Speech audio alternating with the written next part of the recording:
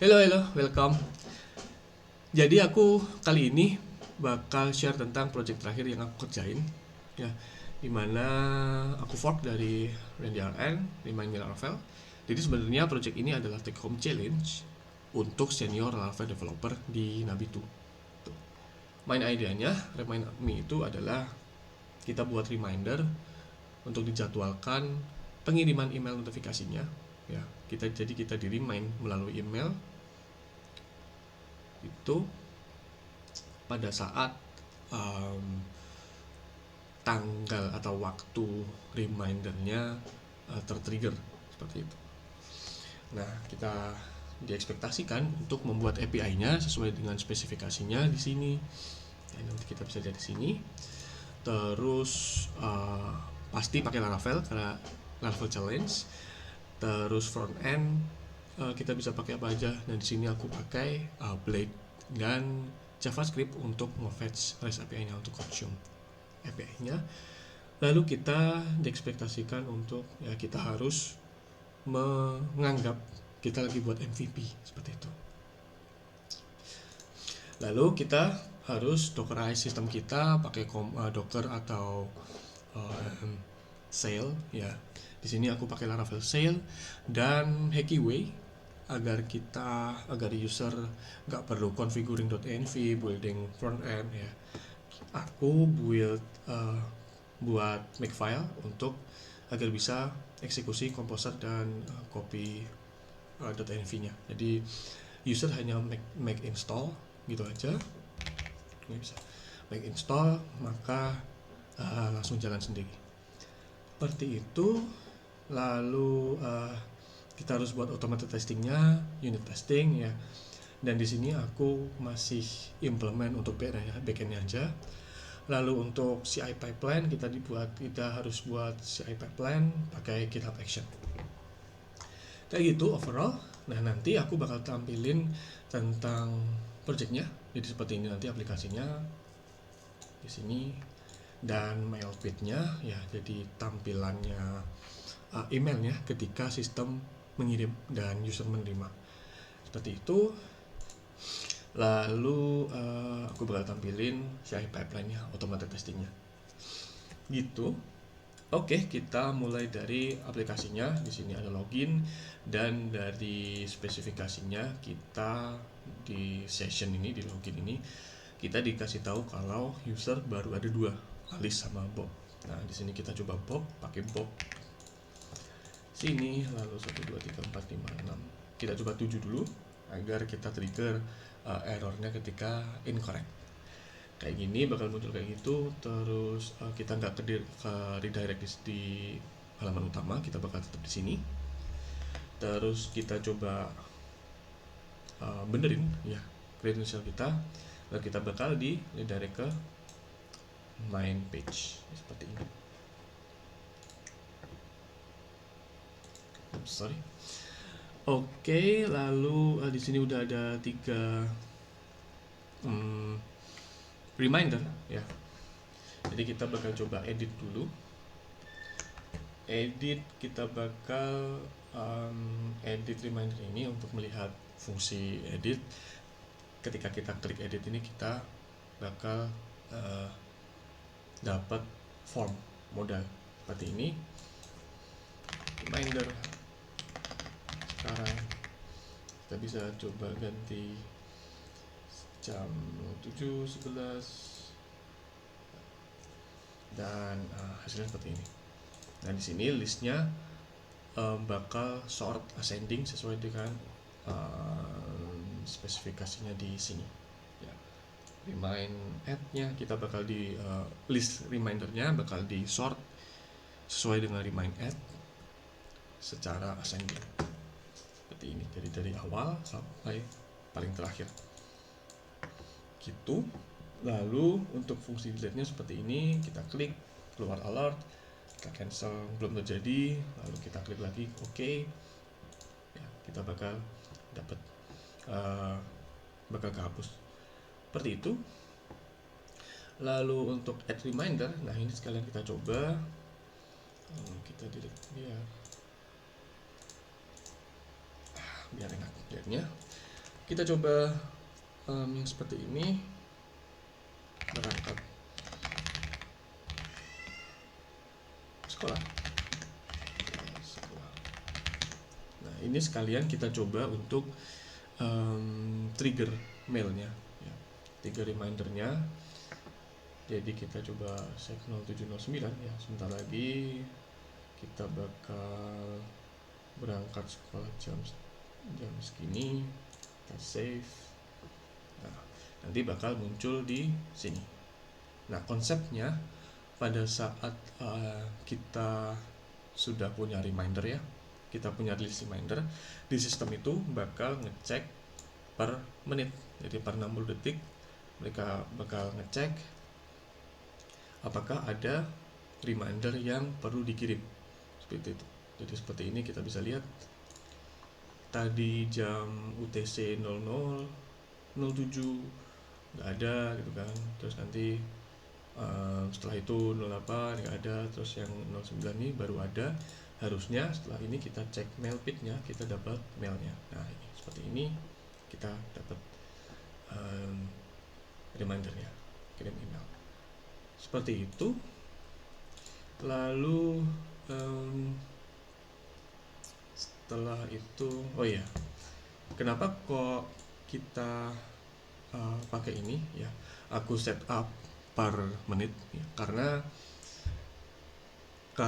kita awalnya kita dapat spesifikasi, kita hanya punya 2 user di sini ya. Jadi kita hanya punya 2 user, makanya itu sudah bisa menyelesaikan masalah kita ya, terlalu simpel, apalagi ini masih MVP seperti itu. Nah, nantinya sebagai tech debt-nya untuk development ke depan ada kemungkinan kita lebih dari mungkin 100 gitu ya, kemungkinan 100. Bisa ada beberapa opsi seperti kita pakai supervisor ya, kita set up di situ. Lalu untuk bawaan dari Laravel kita bisa pakai queue, Laravel queue. Jadi untuk sekarang kita nggak pakai Laravel queue seperti itu, jadi langsung dikirim aja. Nah, nanti queue-nya bisa untuk meng-queue, mengantrikan pengiriman emailnya, karena nanti ya case-nya banyak kan, user semakin banyak berarti remindernya bisa lebih dari ya minimal ada 100 gitu kan. Kalau misalnya ada 100 hari, satu hari kita bisa antrikan itu biar nggak delay dan nggak bikin berat lah, seperti itu. Lalu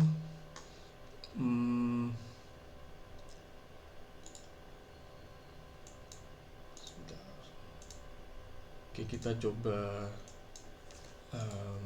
mailpad udah, kita coba lihat CI pipeline-nya. Jadi ini ada beberapa fix di sini. Aku coba submit fix event date etc time zone. Nah, ketika aku push, nanti workflow GitHub action workflow ini bakal tertrigger ini. Jadi aku set ketika ada push ya, ketika ada commit yang di push ke main atau di PR ke main, maka job ini bakal jalankan. Jadi check out dulu commitnya, terus install PHP dependency, start install dan lain-lain kan. Lalu baru bisa dijalankan shell-nya. Kita copy, kita baru shell up gitu kan, baru set up ini untuk JWT-nya, JWT out, lalu key generate buat app key-nya Laravel. Seperti itu baru bisa jalanin tesnya. Lalu bisa di stop shell-nya, kontainernya. Nah, gitu. Nah, kita punya tiga tes, API Session Controller, Reminder Service, dan Session Service. Seperti itu. Jadi struktur foldernya aku buat seperti Laravel biasa ya, API, ada controller, dan untuk controllernya sendiri aku pisah untuk logiknya ke service. Tuh, di sini. Ini logiknya di sini, remind di sini, jadi lebih nggak fat controller kayak gitu. Jadi tinggal panggil ini dan controller hanya menjalankan menghandle tentang request dan respon aja kayak gitu.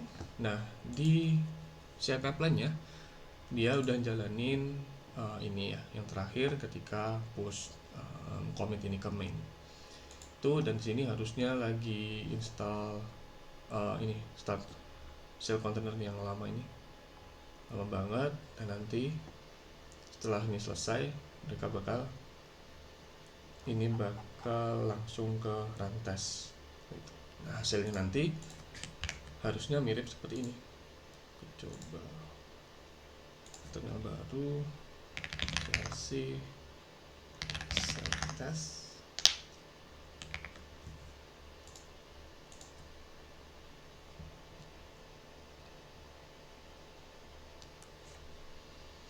Nah, yang ini udah pas, yang tes di API Session Controller Test. Lalu ini XML test bawaan Ravel ya, kita bisa hapus juga. Terus ini yang selanjutnya reminder service test, dapat ini pas semua, dan session service test yang ini kita pas semua. Harusnya seperti ini nanti keluarnya 24 pas.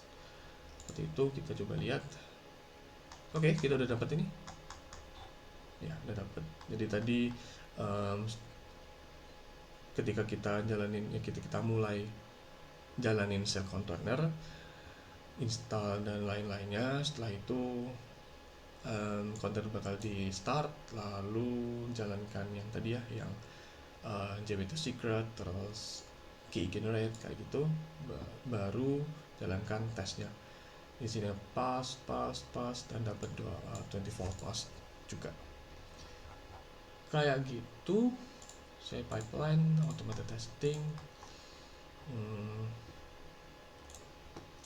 gitu. Untuk kita coba bahas tentang tag-tagnya ya. Jadi karena ini masih MVP ya, jadi simple banget. Terus ada beberapa concern seperti kita harus concern di time zone-nya, jadi mungkin ada kesalahan di sini, apalagi kita ngomongin tentang server kan ya, kayak gitu. Terus front-end-nya masih ada kemungkinan ada beberapa bug-bug ya, tapi sampai sekarang seharusnya udah nggak ada. Mungkin nanti ada fitur seperti logout, karena sekarang logoutnya hanya kalau misalnya refresh tokennya expired. Ini harusnya, oh ini sudah, jadi aku set 1 menit kalau nggak salah di sini.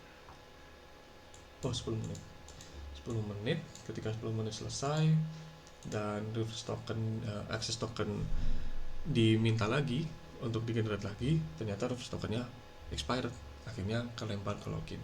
Tapi memang ya salah satunya adalah kita harus ada logoutnya juga ya, biar lebih nggak langsung kelempar kayak gitu. Lalu